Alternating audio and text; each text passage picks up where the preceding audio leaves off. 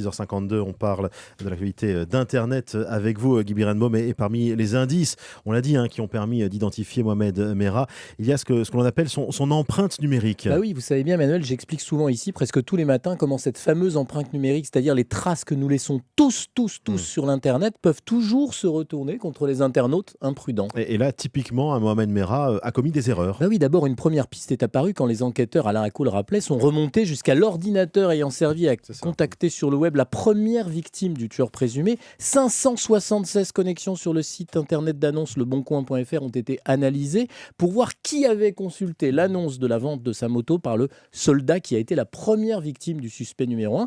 Et on sait que c'est comme ça que les enquêteurs de la police judiciaire ont repéré la fameuse adresse IP d'un ordinateur appartenant à une femme dont les deux fils avaient déjà eu affaire à la police et à la justice, les deux frères Merah.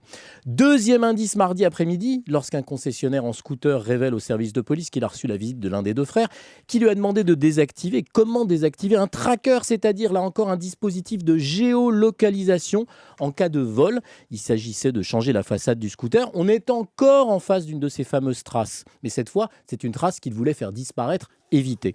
Enfin, une dernière possibilité dont on ne parle plus, pour repérer le suspect, aurait pu être exploitée avec les vidéos de ses exactions, puisqu'il prétend les avoir mises en ligne, même si cette piste n'a heureusement pas encore été nécessaire. Dans toutes les enquêtes, Emmanuel, l'empreinte numérique est devenue un moyen d'investigation majeur. Du coup, il va de soi que le prochain sujet qui va monter en France concernera la surveillance numérique a priori des individus considérés et sur quels critères comme à risque. Les moyens techniques et juridiques pour les surveiller et même de manière préventive existent. Alors, s'agit-il d'insupportables mesures liberticides, une sorte de super Big Brother ou de précautions inévitables? Voilà le très gros débat qui nous attend dès demain. Guy Birenbaum pour l'actualité d'Internet chaque matin. On vous retrouvera également bien sûr ce soir à 20h pour des clics et des claques avec Laurent Guimier et toute l'équipe.